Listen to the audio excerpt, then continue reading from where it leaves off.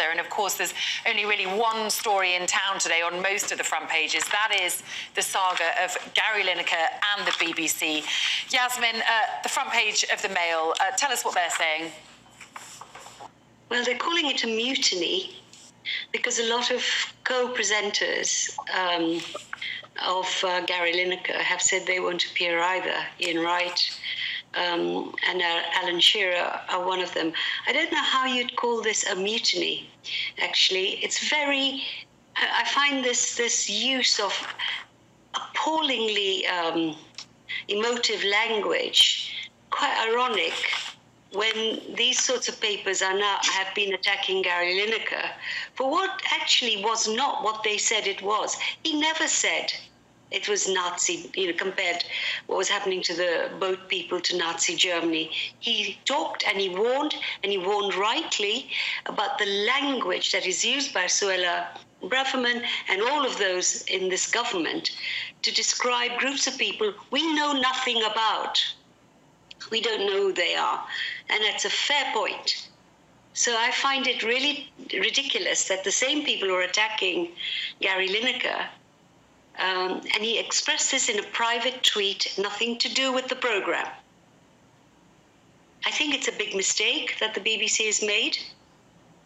Because remember, Alan Sugar, not that long ago, compared Jeremy Corbyn to Hitler.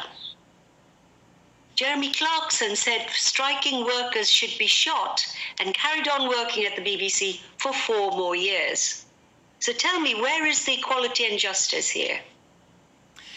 Yeah, Nancy, what are your thoughts on all of this? Let's have a look at the front page of the Star in just a moment. We've got their headline as well. But certainly, it was interesting when this all unfolded last night and it emerged that Gary Lineker had been asked to step back from presenting Match of the Day tonight, and then Ian Wright and Alan Shearer and the like boycotted the programme as well. It's really interesting, isn't it? Many of these former footballers are set for life. They don't need to be necessarily making huge stands on social issues, but if they want to, they should be allowed to do so, many feel. Well, and in an era of strikes that we're living through at the minute, the Daily Star says that they're on strike, and effectively I suppose they are. I mean, this is a fantastic piece of journalism, the front page, and they're comparing it to VAR. And look, there will be lots of people at football matches today who are perhaps anti-VAR, because what happens? Tens of thousands of people see the action themselves. They come to their own conclusions, which is what's happened here with a tweet. And then in the back room, quietly, discussions go on, and sometimes a complete decision comes back, and it feels very much like that is what is happening.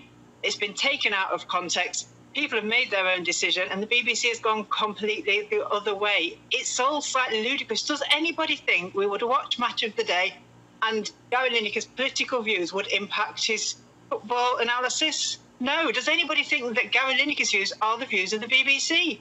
No. So why on earth do they feel that they need to take this stand against somebody when, as Yasmin's just said, lots of other BBC employees should perhaps have been suspended if this is the action we're taking against people with opinions?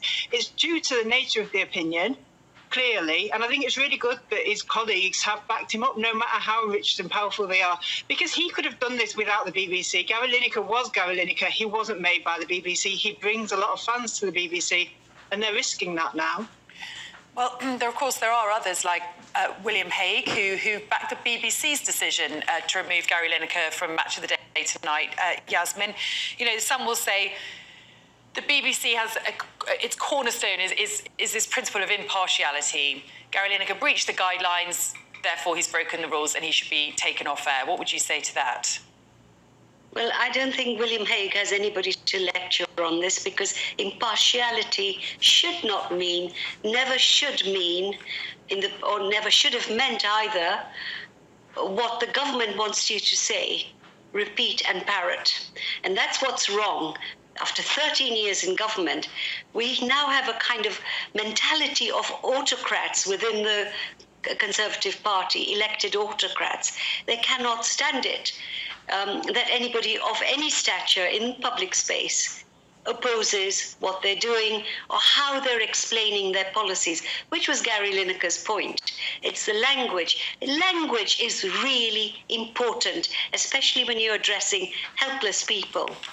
So, I don't care what William Hague says. The BBC is our BBC. It is not the BBC of the Tory party. Nancy, a very brief thought from you. Do you think we'll see Gary Lineker on Match of the Day again? I think we will if he backs down, and I don't think he should back down. I think it should be the BBC. I'm not even convinced he's actually broken their impartiality rules. I think they're twisting things and adding 2 and 2 together and coming up with 5. I hope we'll see him back.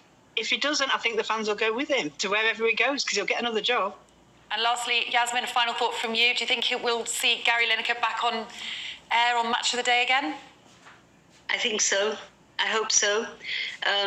If not, we'll know that the BBC has become the handmaiden of the Tory party, and its chairman is, as we know, a very, very enthusiastic supporter of the Conservative Party.